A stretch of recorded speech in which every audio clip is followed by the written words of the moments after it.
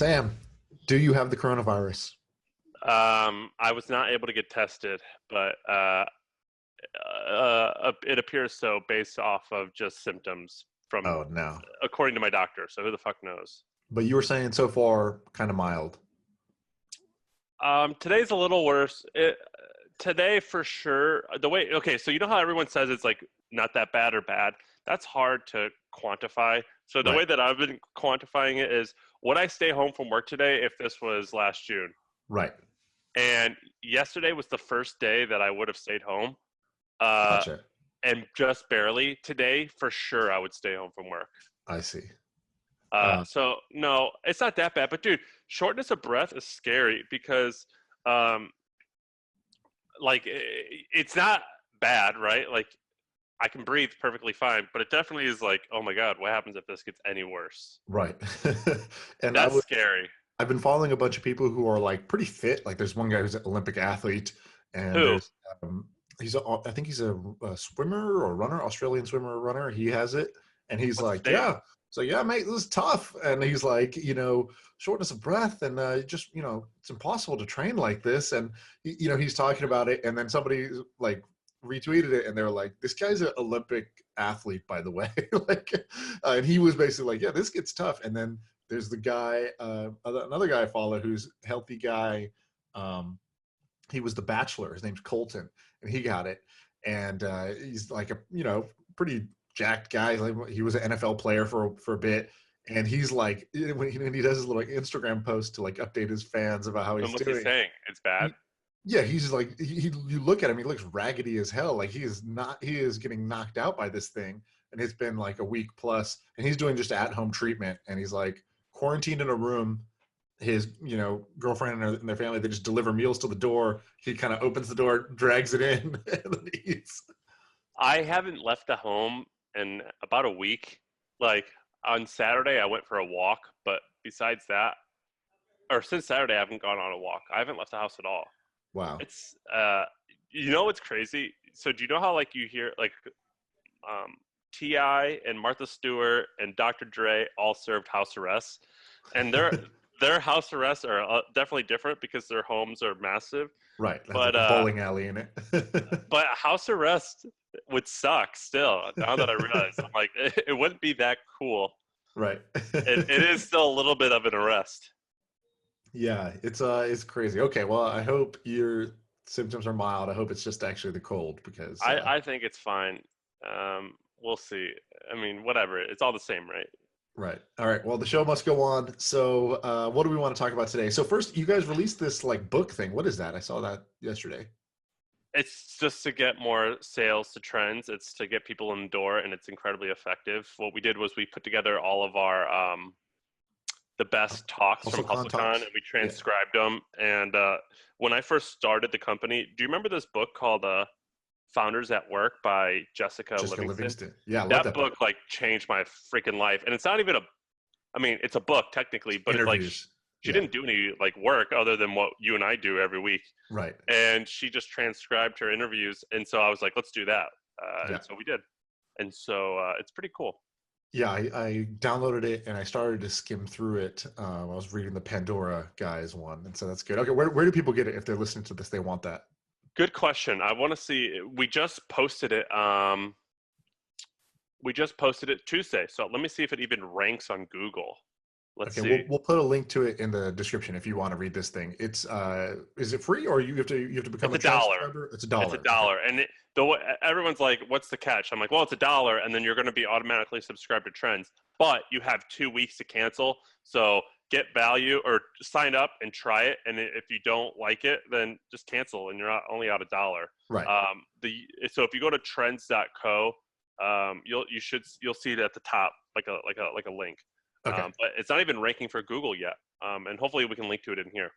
Okay, cool. We'll do that. That's fun. That's exciting. I'm glad you guys did that. Yeah, it's great. The cold email lecture one was even better. I mean, that people love that shit. Yeah. Okay, cool. So we did a bunch of the YC companies last week, or not last week, a couple days ago. Tuesday. And reaction was good. People wanted more. We only did 5 or 6 of them that time. The way I'm thinking about this is like I listen to a couple of sports podcasts, like the Bill Simmons podcast, and every year around like the NFL draft, it's like there's these special sort of annual events that you do, like these deep dives for. And to me, that's kind of what the YC demo day is. It's like I could see us doing this as a recurring thing in the podcast where it's like, oh, that's our version of the NFL draft. You see all these hot prospects and you're scouting them and you're checking them out and you're using them to sort of see what are the what are the smartest people working on, where do they see the opportunities, and then what do we think about those. What did So your that's what friends that's what I think say? about this. Because I talked to Jack and a couple other guys about this, and they go, I think some of them are like, I think the batch was pretty weak, and I totally disagree. I think there's a Yeah, bunch of amazing things. so people who have been going to YC demo day for years, this is like their favorite thing to say. It's like, oh yeah, YC batch this year is weak, and like I don't know to what extent that's true versus just a cool thing to say. You sound cool by saying it.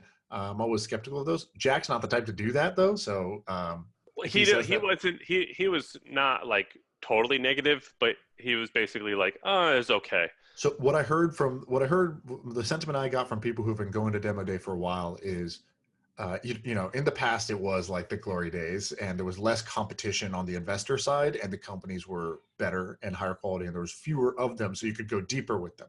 One of the problems now is, like, for example, demo day has become something where they get up on stage, they talk for I think 1 minute, they do a 1 minute presentation, and then it's like, if you're interested, come talk to me, and then there's a like line of investors already wanting to talk to that person from the 1 minute pitch, and it's so competitive. The deals are already half the deals are done before demo day, just because people swoop in beforehand, and then the other half get done, very shortly afterwards. So a lot of smart people are like, dude, this is a frenzy that is not smart. Now this But year, they don't even do the 1 minute pitch. It's just a slide, one slide and two paragraphs, and then you decide to talk to them more or not. and I think that's great, to be honest. If I was an operator, which I am, like I see these and I'm like, oh my god, For the I should. founders, it's fantastic. Well, I'm like, I should do that. And even for the investors, I actually think this one's better because it's digital. So it's like it's like Tinder. You basically, when you see the listing, you say, yes, I'm interested. No, I'm not. And if you say yes, then they get a request that says this person wants to talk to you, and then they can say yes, and then it matches. And so I think that's actually better this year because it's digital. I think people are going to take time to have conversations. Whereas when it's sort of a live event, you it's again, it's just like a meat market. You're just sort of, it's like, the old Wall Street trading floor. People are just standing up and yelling shit. It's a little bit faster paced, and people don't feel like they're able to make thorough decisions. And I think I don't know if we told this to people. I don't know. We might have to blank this out. We won't name names, but people can't see what you and I see. So we're reading Correct. off like a private list. Correct. And I don't think we're breaking any of the rules. I mean, it's not like fucking Yeah, illegal. I don't But think so. TechCrunch has reported on all these companies now, and also there's some companies that say off the record, and we just won't talk about this. No problem. you want? Can I? Wait. Yesterday, I was pretty hopped up on Dayquil the other day. Did we talk about? Did we talk about this? So here's a theme that I noticed. We talked about last time about how there's like X of India. So right now I see Bill.com of India. Right. This thing's for Latin America. Yeah. Flexport for Africa. Yeah. Okay, so we saw that a lot. And You I said the think, India thing last time. I went back and looked. There's like 28 companies in the batch that are Indian startups. Like we took over the spelling bee, and now we're taking over YC. That's yeah. what's going on. So at first I was like, I don't know if I like that. Not the country thing, but like we're this business, but of that region. Right. And I think I've changed my opinion. I think it's cool because Y Combinator is supposed to be all about innovation and shit. And it's not exactly innovative to say you're going to be the Smile Direct Club of Latin America, but I still think it's cool. And that's one I want to bring up. Did we talk about that last We time? didn't talk about that one. No. Did you read that? I didn't look into it, but yeah, we can talk about it. Okay, so what was it called? They don't. How do I do a search on here? But anyway, it was called. Do you see? I can't do they're not letting me do a Control F. Oh, really? Oh no, it is. Okay, it was called Moons. Okay, and they just say Smile Direct Club, but for Latin America. And here's why I like this. in one of their decks, they go, Smile Direct Club became $1 billion company in 5 years. We're going to do it in 4.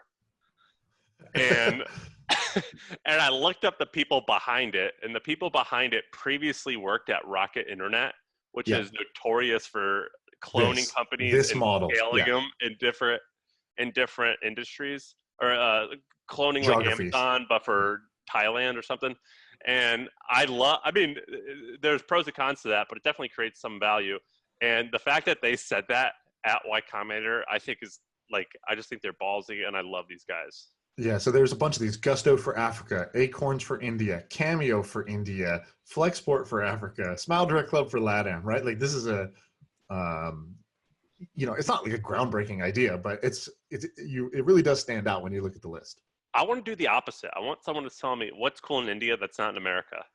So I'm doing that. So I'm basically putting together a report of the coolest companies in India that don't have analogs here. Like, for example, there's this company called Biju. Have you ever heard of Biju? BYJU. And BYJU? Yeah, this guy basically started off as a teacher, and he would teach like essentially test prep. Oh, you freaking love this. I think I've told you about this before, but basically you say that's your dream. This guy, he started off as a small teacher in a town basically, and was doing test prep, and then sort of got bigger and bigger and bigger. People wanted to learn from him, to the point where he was selling out stadiums of people coming to watch him teach math. And that was when I saw the picture of the stadium, I thought that's remarkable. Right. Then he turned it into an online learning platform, basically a video-based teaching platform, sort of like Khan Academy, but for profit. And it's an $8 billion company now. And this guy Biju is sort of one of the youngest billionaires in India. He's a teacher turned billionaire, which is very rare. And cool product, cool company. And there's actually a company in this YC batch that's the former first instructor of Biju. He's like, I was the face of Biju because he was in all the videos, and he left to start his own thing. He's like, here's the dirty secret about Biju's thing. It has very low retention, great at making money, great at getting people to sign up, but less than 15% of people stick with the course as it goes along. We're doing this other way, and we're going to win. And they're in this batch as well. So that's interesting. So I would love to ask you questions about that. First, I want to tell you that I'm looking at their Wikipedia. It says they're worth $8 billion. They do 80 million in US dollars in sales. And then it says they only have 5 employees. Yeah, that's wrong. And also they do more revenue recently. They were over 100 million. I think the last, I read something where they were doing over 100 million, but no way they have 5 employees. That'd be amazing. Why is this big in India but not America? Is it because Indians love math and science? I mean, so education is like, God in India. Like you can be dirt poor in a village, but you'll do anything to educate your kids. And even the sort of Indian people in America, you probably have noticed, are like, their parents are pretty strict about education. You got to get good grades, all that stuff. And so Indians are willing to pay anything for education, and they don't really pay anything for anything else. So entertainment is usually lower on the list, although Bollywood does well, but like on a per capita basis, where you're going to spend your money, education is sort of number one for Indians. So that's the first part. Second part is they have such a huge population. So you can take a really small amount of money from such a huge number of people and build a very big company. So that's the second part. How much bigger is India than America in population? What, 3 times? So 4 times, I think. It's like I think it's over 1 billion, and US is at 300 million, I believe. So it'd be like about 4 times. And of course, not all those people have smartphones. Not all those people have money, but it's India has like sort of the largest growing middle class. So that's some of the reason why this works, is because people are willing to pay for education. And there's so many people that if you take a few bucks from each and everybody's willing to pay for this because it's education, that adds up. But 8 billion is sort of it is outpacing their revenue growth, right? So I think the part of it is the story of what this becomes and their sort of defensibility. That's probably why they're valued so much higher than their revenue would suggest. Do you think that can be popular in America? I think so. Like, I think Khan Academy is fairly popular, and it's mostly in America. No money though. It's just, it's a nonprofit, and they don't pour money into growth like these guys do. I'm sure these guys are aggressively trying to grow and using their payback to sort of fund more growth. But yeah, I do think like something like this can work here. But we'll see. There might be other reasons why it doesn't. There's a whole bunch of other companies. I basically found these 5 guys on Twitter who are like in the Indian startup scene that are actually really smart. And once I started following them, I started seeing awesome companies all the time. And I'm trying to put together essentially the Mary Meeker Internet Trends Report that she does every year for like global internet trends. I'm doing that just of India, State of the Union, Indian startup scene. Here's what you need to know, because a lot of people in America want to know, but are not going to do the research to figure out what's going on in the Indian tech scene. And I think I can distill it down. I am writing that down and probably going to steal that. That is a great idea. Okay, great. What did you call that? Was cool. Like a trends report of Mary Meeker for different countries. Yeah, Mary Meeker for India, basically. Can I tell you why I think that's a great idea? Is because, have I told you about Kevin Ryan? No, maybe So, you have. okay, He's in charge of that media company, right? so Kevin Ryan was the 20th employee at DoubleClick, and DoubleClick ended up becoming AdSense or AdWords, and Google bought it for $3 or $4 billion. Very successful. And then, so he was the CEO. He was the 20th employee and then CEO. So he was successful in that regard. Then, with his earnings, he told me that he made $20 million personally. With his earnings, he went and started this thing called Silicon Alley Group. And Silicon Alley Group created MongoDB, which is now a publicly traded company in the billions of dollars. They created Business Insider. They created Zola, which is big, and they created about 4 other things. And one of the things that they did was they created Gilt Group, which is like flash deals for Right. women's clothing. And the reason he started it was, he said, because I cold emailed him and asked him all these questions and became friends with him. And he told me that he was walking down the street in Paris and saw a long line outside of a women's store, and he asked a woman, like, what is this thing? And they go, well, they do these deals every day only for an hour at noon, and so they're starting to do them online, but they still do them in person. And he goes, oh, Right. cool, I'm gonna do that in America.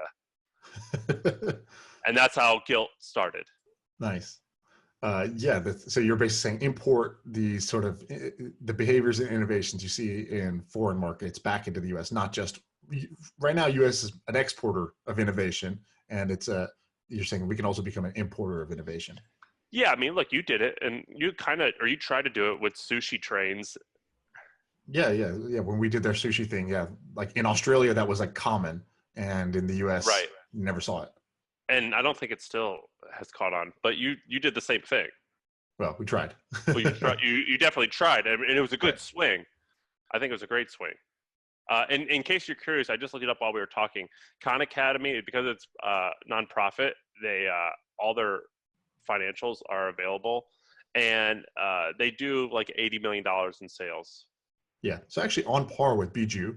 And does it say real quick where you're at, how many students they have that active learners or anything? It does. So if you go to Khan Academy Annual Report.org, you can see all the information. Okay, I'm going to check that out afterwards. And I'm going to do a report on them because I'm a education nerd. And so I'm going to bring them to the table for the next podcast. All right, so let's go back into the YC companies. Let's just trade off. You do one that you find interesting. I'll do one that I find interesting. Go for it. I did Smile Direct Club for Latin America. Your turn. Okay, my turn. All right, so I'm going to do this one. I don't know exactly how you say it. Ease Wholesale or Love Easy it. Wholesale. I love that you're bringing that up. Yeah. Really interesting company. So basically, the premise is it's a marketplace for buying and selling used smartphones. And I'll tell you some of their stats. I haven't sort of verified how real these are, but they say that used smartphone sales are $46 billion a year annual market. They say that 230 million smartphones are sold per year. You can do the math, see if that checks out. They have, so what they did is they made a marketplace where you could, if you have phones and you're a wholesaler, you can basically say, hey, I'm looking to buy or looking to sell. And they made it like a stock market. You basically put a bid up. You say, I'd like to buy this iPhone. And if somebody has it, they can fill your order and they can basically they can close your transaction out, your ticket out. Or you can say, I'm selling 100 of these specific Android phones. And somebody could say, I'll buy 10 of those. And so they made it easy. They said that most of this used to happen through Facebook groups, WhatsApp, sort of the underground, just using social tools, but there wasn't a marketplace and that was focused on this. And so they have 400,000 in GMV so far. Now GMV, you know, you can assume maybe they're making, you know, in the tens of thousands of dollars themselves. Then So maybe GMV, gross merchandise volume. volume. Okay. So basically, how much is total sold through their market? So if a cell phone Yeah. sells for $1,000, that's $1,000 of GMV. Their cut might be 5%, 10% of that. But this is because the smartphone, if the used smartphone marketplace is this big, and they have some stats about how fast it's growing. They say that used smartphone sales is growing faster than new smartphone sales per year, because you know Apple is trying to like make the old model irrelevant so quickly. And sure, some people do upgrade, but there's all these other phones still out there that are still very good phones. I And so, like I can afford new phones. I up until my most recent phone, all of them have been used. and the best part about these guys is so I believe that they were bootstrapped. I'm not 100% sure, but they've gotten to this point. They they themselves were former buyers and traders of cell phones, and they had sold prior to this just as brokers $8 million worth of cell phones, and then decided to create a sort of technology marketplace out of this. So if you think about it, market, love it. Um, Style of business, marketplace, love it. So I love that they're going for used smartphones. I love that they're doing a marketplace. I love that they came from a background where they actually did this manually before and were sort of prolific brokers. Um, A plus plus. Love this company here on the YC list. Okay, I like it. But let me play devil's advocate here, which Yep. is okay. So I looked up a few. Okay, so first of all, I think that this is a lot harder than people think. The reason why I think it's a lot harder is I think it's incredibly competitive with a lot of people who are already very established. So I think getting distribution and getting eyeballs on their product is going to be prohibitively expensive, maybe. Right. Um, I also think that so there's a company called Swappa. Do you know Swappa? No, but I see your note here. Okay, here's why this is interesting. I've actually used it before, but I didn't. But what's interesting is I posted, or I have a thread that I found of the guy who's so Swappa is the same thing but slightly different. I don't know how it's slightly different, but it's the same. It's a you buy used cell phones. What's interesting is that in 2011, the guy who started SwapUp posted on Hacker News, and he said, "Hey, I'm launching this thing on the side. Here's what it does." And so you can actually go and like see how he started it. And it's I don't know how big it is right now, but it's it comes up number one when you Google buy used cell phones. So I would Mhm. imagine it does. I bet you it does $50 million in sales at least. Mhm. Because I'm comparing it to the person that's number two, which is Gazelle, which is a big company. But anyway, Swappa bootstrapped, and Interesting. so I, if I was these ease guys, or how do you say it, easy? Yeah. If I was these ease guys, and I easy or whatever, wait, what did you say? Let's go with easy. If I was easy, I would be greedy and want to raise very little money, like less than $1 million, and just see how I can just make this really profitable. But um, Yeah, they say launched 3 months ago, 400K GMV monthly, 8% margin, profitable, and growing at 20% month over month. Of course, easy to be profitable when you have two people and you're not taking salaries. But nonetheless, I think this could be a profitable business because of the, the sort of take rate. and Um, here's why I don't know if I would raise money if I was these guys. Is because did you see what happened 2 days ago? Do you know this offer up and let go? I know You know about them. the Will something bad happen? offer up and let go combined. Oh, interesting. Okay. They merged. And Um, who was the sort of bigger parent? Was it OfferUp? Yep, Yeah. OfferUp was the bigger parent, and they raised an additional $120 million to make this all work. Um, and so that's not a good sign. And And so, they have a pretty cool story. I don't know if you guys told it or where I read this, but OfferUp has a pretty cool story where it sort of started. I believe I might butcher this. I might be thinking of something else, but I believe it was they're in Canada and people have these buy sell trade groups on Facebook, and they saw this behavior of Facebook, you know, sort of local used goods selling happening, and then they built off the back of that of these Facebook groups for buying used stuff, and they built OfferUp off that community of people. so okay, I dig that. They also raised like $500 million, Right. and they haven't hit. terminal velocity. I mean, they're not a player yet compared to eBay and Craigslist. So I would say if I was these guys, if I was Easy or Ease, I would be very happy to start and own that. If I was an investor, which I am, and I just came across these guys, I think I would invest a small amount of money because I think I can make money off of it. But I don't know if I would raise venture capital, like significant amount. Yeah, I think they still need to prove a lot. Yeah, for sure. But I think it's a good investment. I like him. All right, let's go to the next one. Okay, let's do build a plane. Love this. If these this is this could potentially could be a $10 billion company, I think. Okay, tell me why.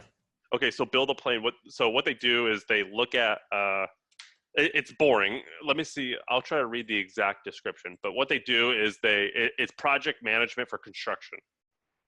Okay. So let's find it. Build a plane. But here's why I think it's cool. First of all, remember how I was just going to read their description so people have a bit more context. So we're a powerful dashboard for construction companies. We give them visibility and control of project finances, change management, documents, compliance, and communication, blah, blah, blah. They built a different company that got acquired for 80 million prior to this. And they say build plan is solving the core issues of being the centerpiece of projects, empowering full automation, blah, blah, blah. Okay, whatever. Basically, they're saying that they're saying that construction costs, controlling construction costs and making them more efficient represents a sort of a $10 billion opportunity globally. Here's some of our features. Here's our product. Check it out. Blah, blah, blah. So when you're building a 300 unit apartment building and you want to see how much everything costs, you want to see RFPs for your vendors, and you want to know what your cash flow what your cash output is. Simple, Yep. right? Yeah, I think there's this is one of those where if you win, you're in such a big space that your prize is humongous.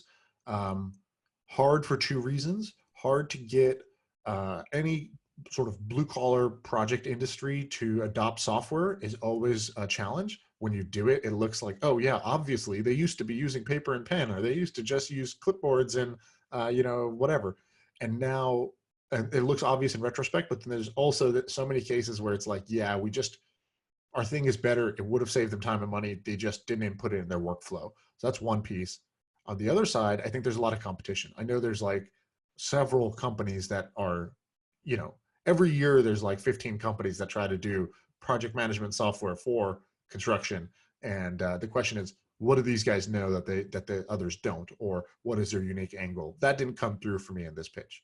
It did not come through to me either, but just because the market is so big, if I was these guys, this is one of the few companies where I'd be like, get as much cash as you can right out the gate and just throw it at the wall and go big or go bankrupt. Okay, I'm not sure why. Why do you advocate for that?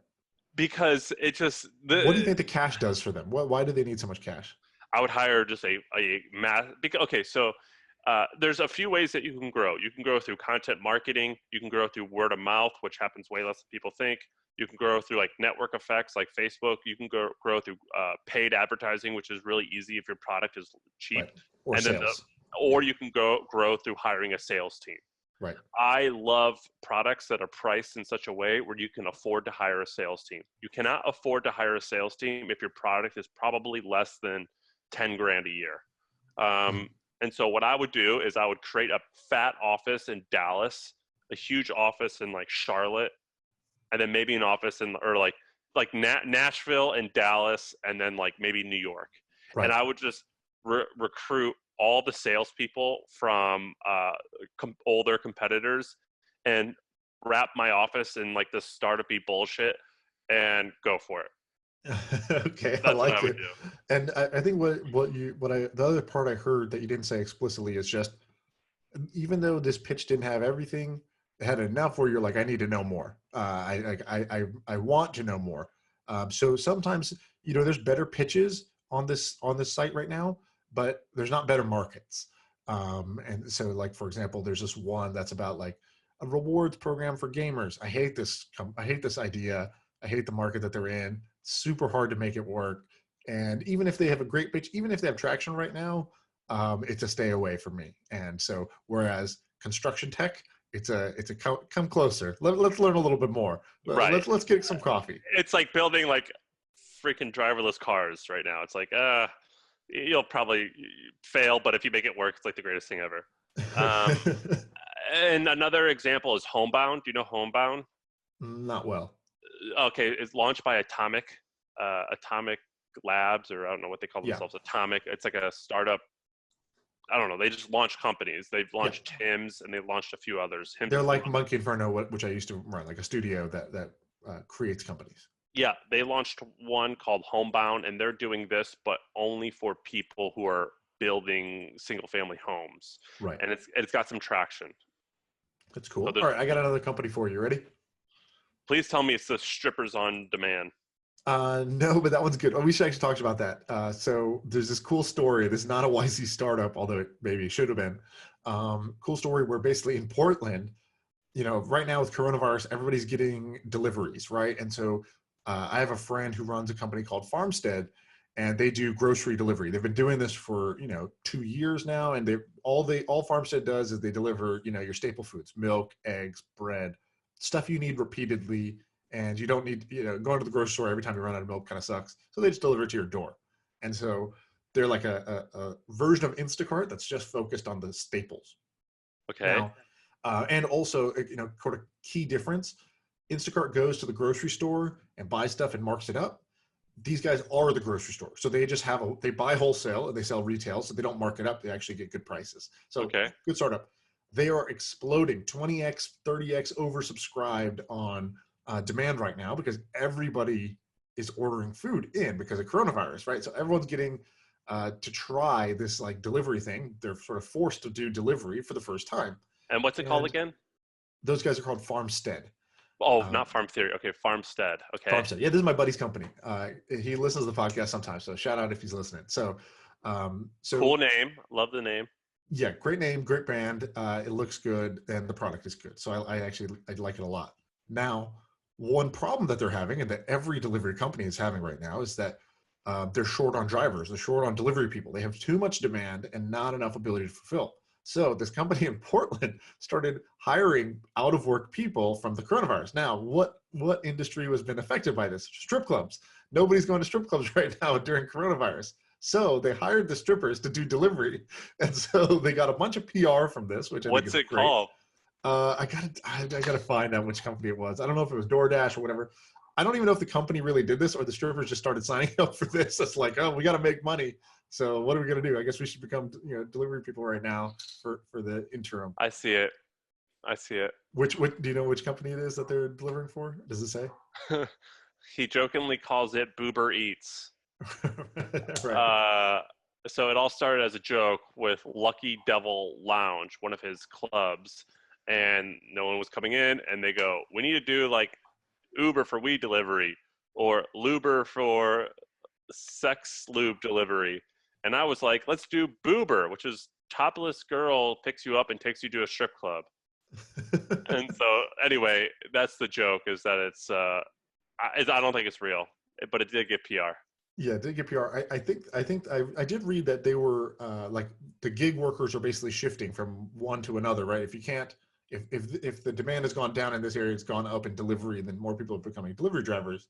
And so anyways, I thought that was interesting. That was just There's another one. Story. It's called Meals for 4-inch Heels. or Meals in 6-inch Heels. Well, I don't know if it's smart to create your own delivery company, but I think if you're a stripper and you're out of work right now, girls got to eat, got to do something. Well, bring up another YC one. Let's see what else you got. So Ditto, I think you'll like this one. So Ditto's tagline is, it's a tool for teams to manage copy from design to production. So copy is something we've talked about. I always define copy because I remember when I first moved to San Francisco and got a job in tech, and then somebody asked me, can you give me some copy? And I didn't know what the hell they were talking about. I thought maybe they said coffee. Maybe I had to go make a copy of something. I didn't know what copywriting meant. So copywriting is just like the words on a website, the words on your product. It's a very vague word. Yeah. So anyways, what these guys did was they said, all right, we have all these tools like Figma, Photoshop, whatever. We have Google Docs, spreadsheets. So we have all these collaborative, well-made SaaS tools that help us collaborate on design or on engineering or on modeling and in Excel.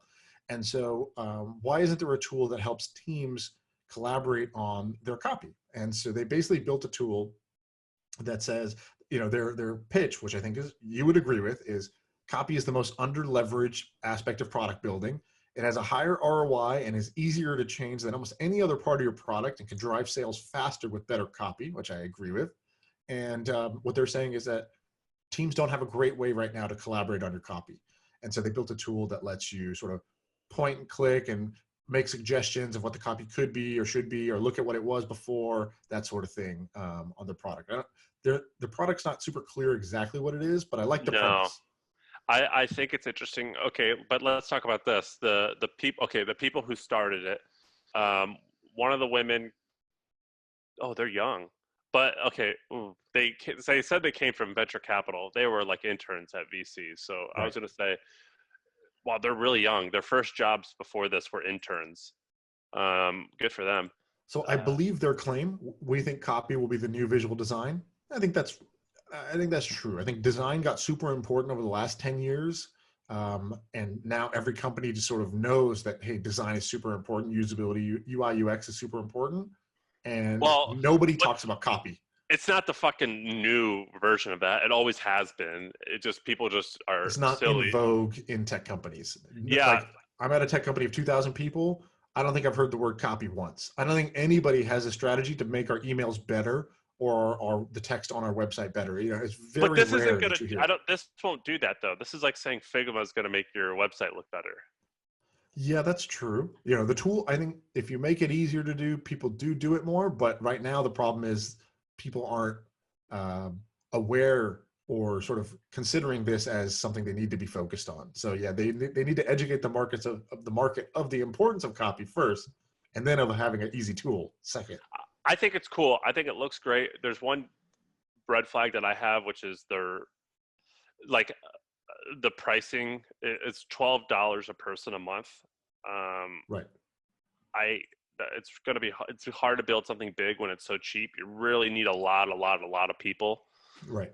They'll need a million users at that rate, or not a million, but a lot. Maybe a million users to be like really large.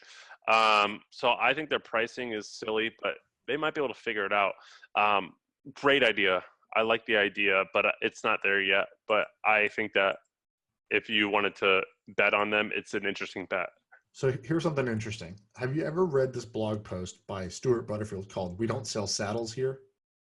Yeah. And that's old. It's old. So Stuart Butterfield is the founder of Slack. And before they launched Slack, he wrote this memo to the team and he released it later. And what he said was, he wrote this blog post. It's great. If you're a founder, you should go read this. I'll summarize it very shortly. So we don't sell saddles here. What does that mean? So he talks about, let's assume you were a saddle company. You make saddles and you sell them. And so you could make saddles, sell them to existing horseback riders, and basically try to tell them why their old saddle that they use is not great and how they should be using your saddle. And that's tough because A, you got to get people to switch, and B, there's just not that many people who are horseback riders today. And he goes, the better approach, and the reason he says we don't sell saddles here, even though we're a saddle company, is that what we need to do is sell the joy of horseback riding. If we can make people want a horseback ride, we can tell them how awesome it is to ride horses, how it's fun, how it's great exercise, how it feels great to have the wind blowing in your hair. Then they'll want to do it. And when they do it, they'll be like, oh shit, I need a saddle. And it's like, don't worry, we got you. And he basically says this is the Lululemon approach. So Lululemon didn't go to a very small, at the time, yoga industry and say, hey, you should be buying $100, yoga pants. What they did was they helped spread the joy of the sort of the lifestyle of a yoga lifestyle. They got more people to want to do it. That's why they offer yoga classes in their store. Like, who does that?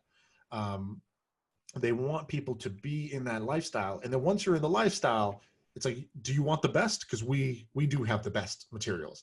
And so this is just a general strategy. If you're operating in a niche, sometimes you have to actually sell the lifestyle of being in that niche more than your product to the existing people in the niche.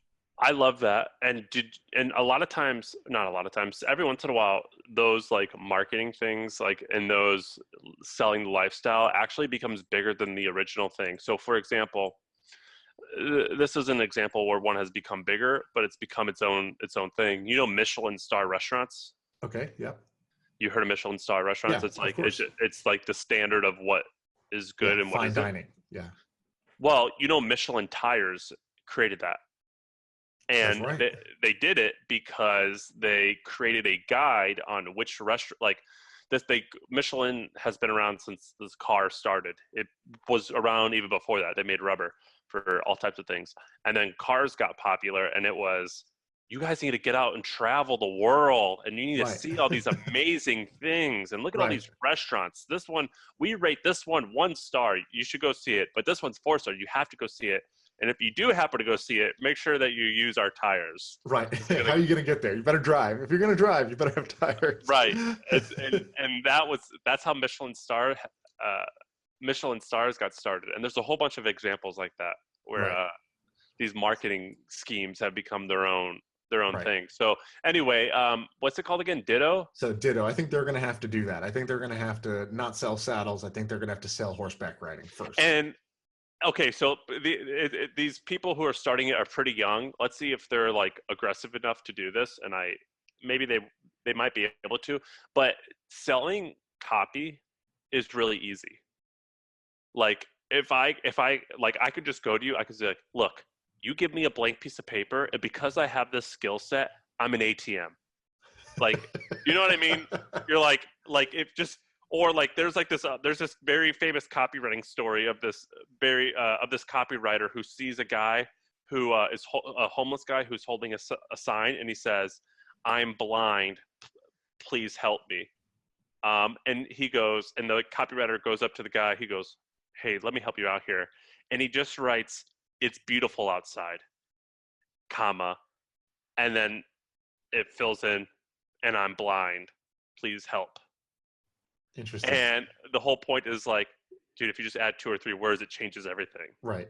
And so these people, ditto, their ad campaigns could be really good. So yeah, good point. I'm on board. Can I tell a quick story about, and we're totally off the YC train for a second, but That's this all is right. a fun thing I just remember when you told that story. So my very first company, we had no money. We were funding the whole thing off prize money. So I would be going out like a busker pitching at startup competitions trying to win them. And every time we won, we got more money to keep going. And I don't know why we didn't just pitch investors, but like it was working. So we just kept doing it.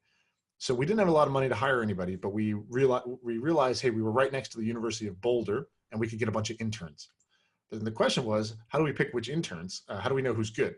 So I was like, all right, we're going to design a test, a case. And so the case we gave them was, and so we wanted a marketing intern. And I said, hey, you know, near the university, there's sort of a homeless population. And they, you know, let's say today they all earn on average $50 a day. Let's say that's what they're making today. So your challenge to show me your marketing skills, your savvy, your instincts. I want you to come back and I want you to basically pitch me a plan. The idea was for them to actually go do it, but we never ended up having them actually go do it. But we said, come up with a plan of how you would earn the most money in a given week. So where would you stand? So this was about like understanding locations, foot traffic, which is like essential for restaurants. So where would you pick that you were going to go?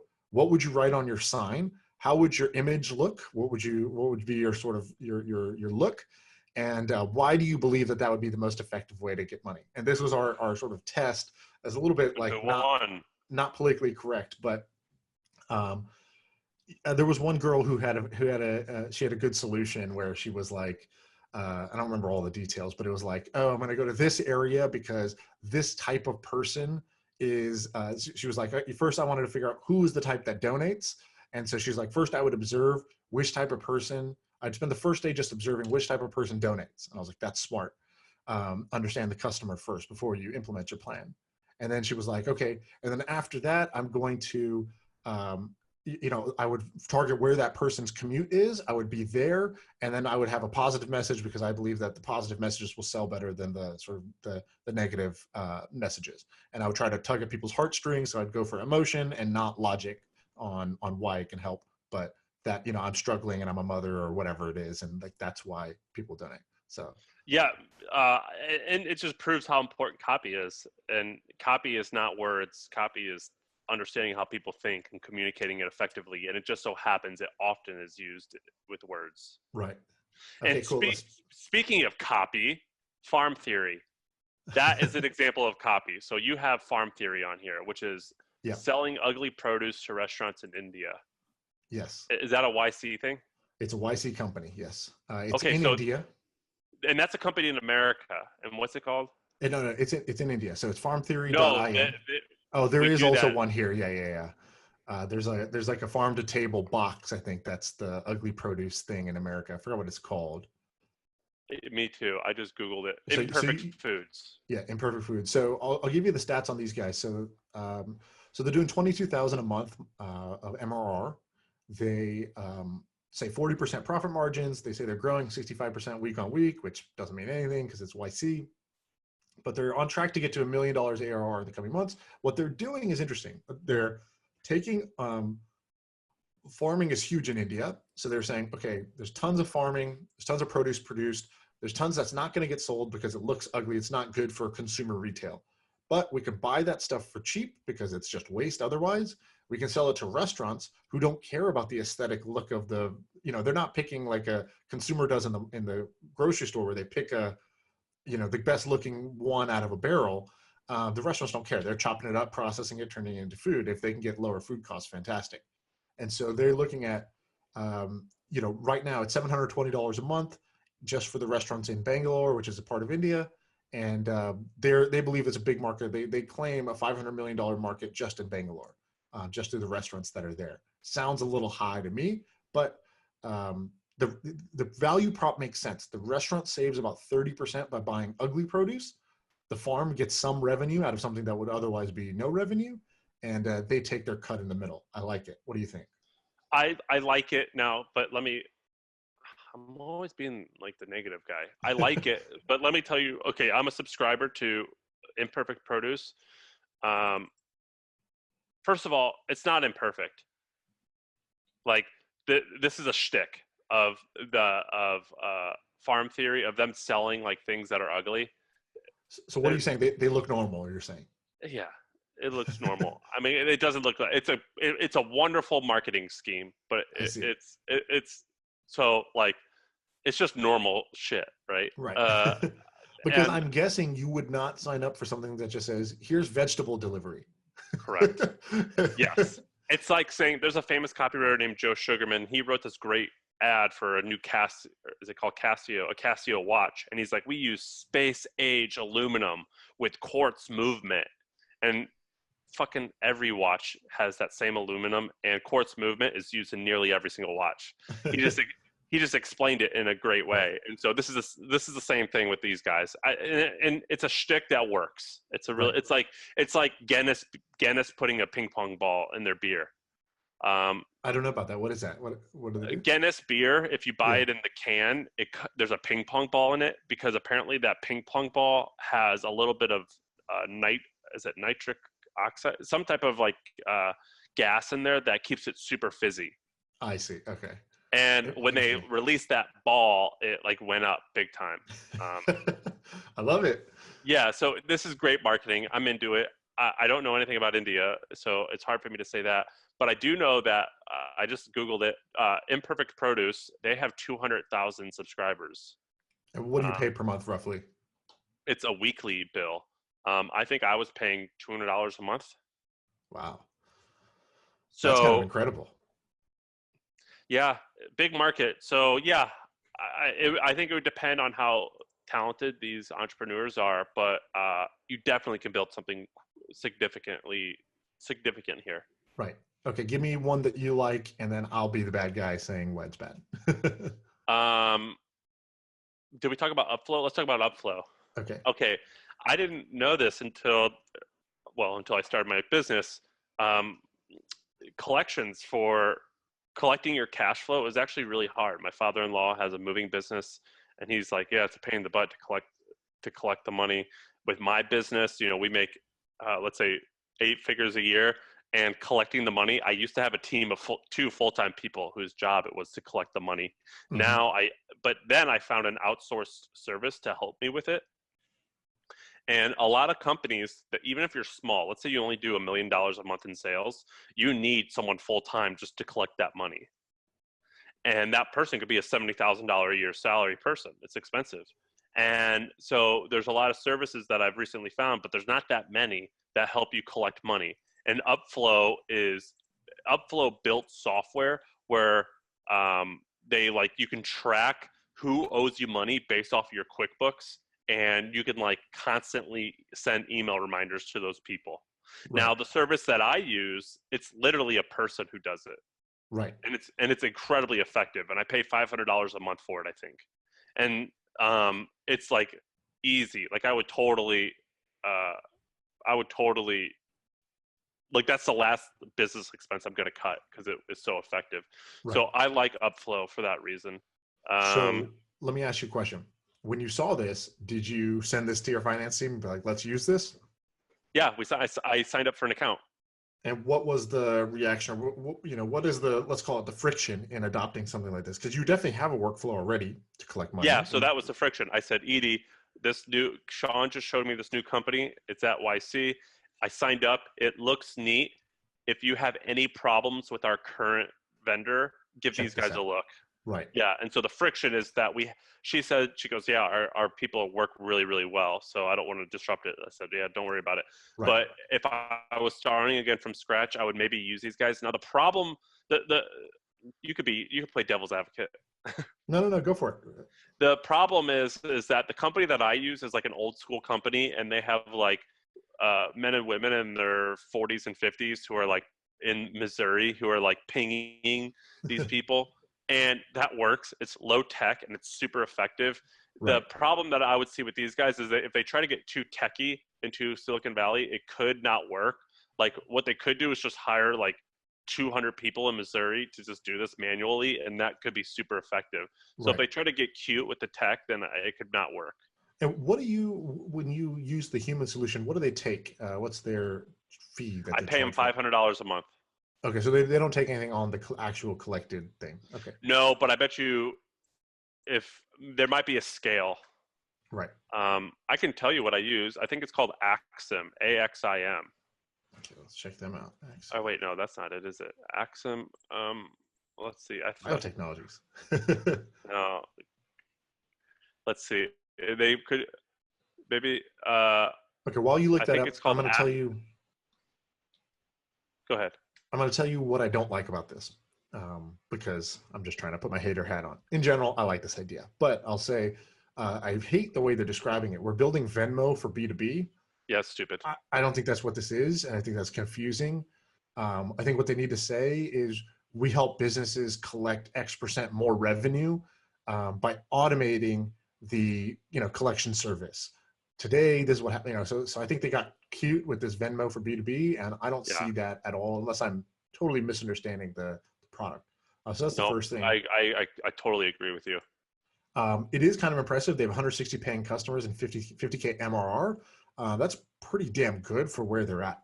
To be at 50K MRR this early is actually quite impressive. So they're definitely doing something right. I don't want to hate on it just for hating on its sake. I think they have a good thing going here. I don't know about the competitive landscape, and I hate the way that they're describing it. I completely agree with you. I think that they're describing it very stupidly. I just sent you the link to the service that I use, aximinc.com, AXIM Inc.com. The tagline is improve cash flow, reduce risk, save money. We manage your accounts receivable. Very simple. We outsource it so you don't have to worry about it. And if you click meet the team, the founder, his name is Axim, James Mixa. So it's Axim. The name of the company is his last name backwards. Gotcha. So, and it looks like his son or his husband, some relative, is also working there.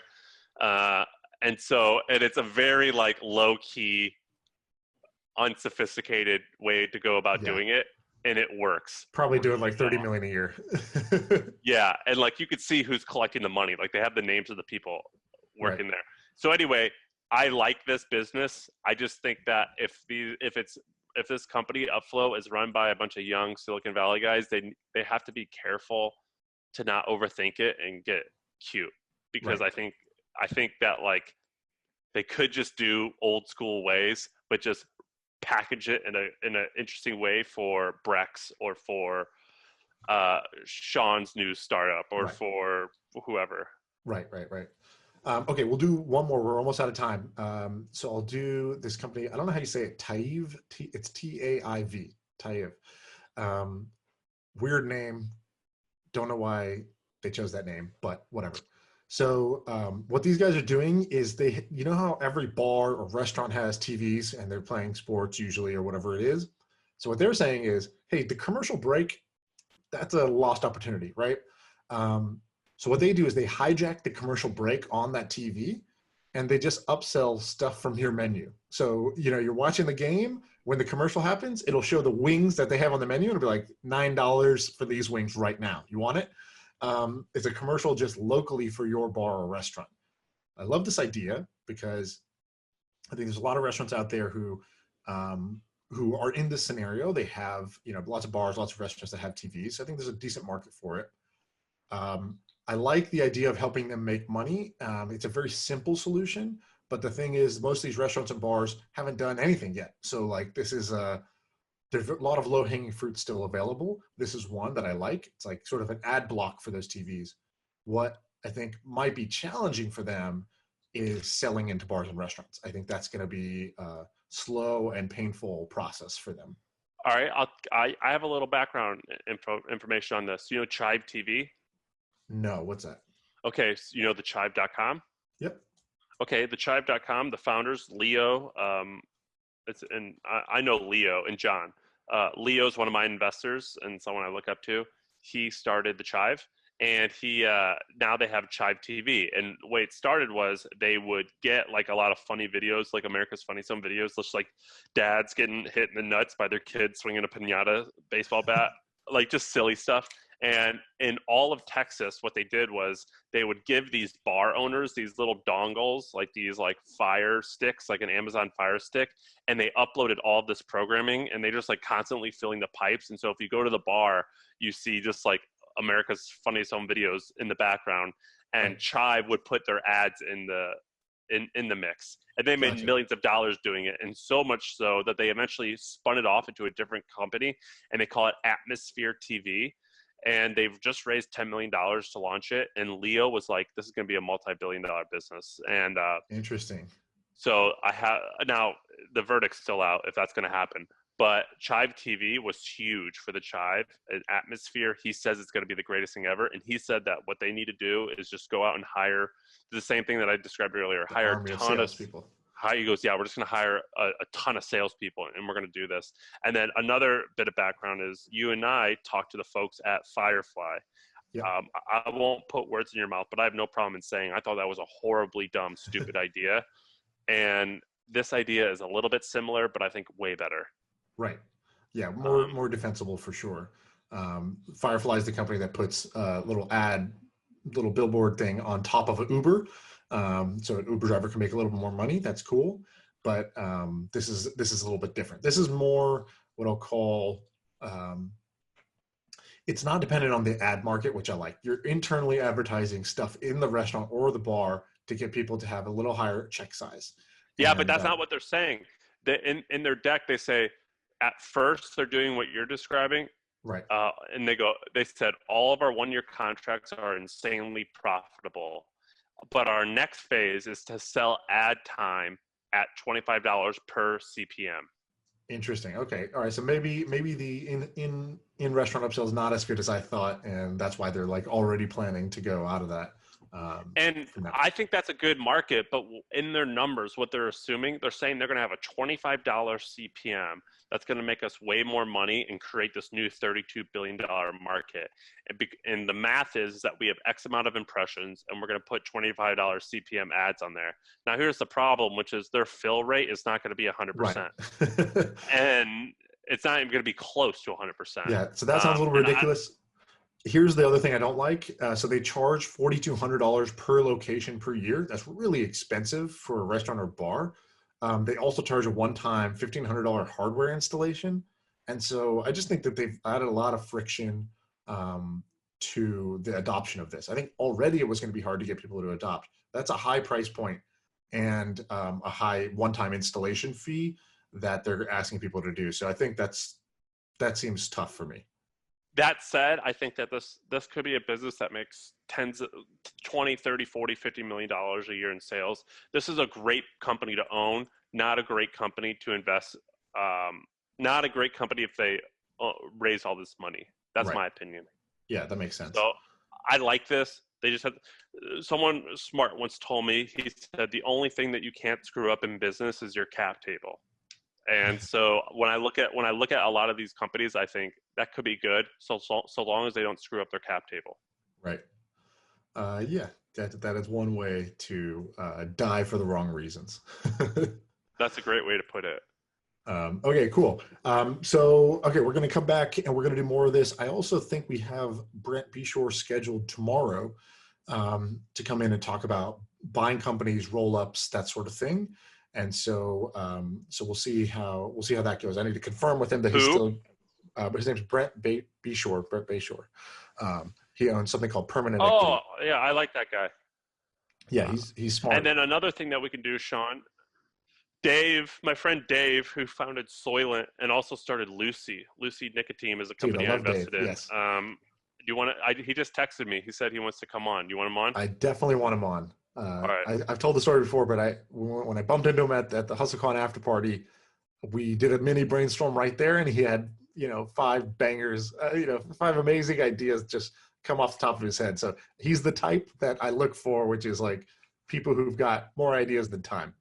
Do you want me to ask him for this Tuesday or next Thursday? Yeah, let's do it Tuesday.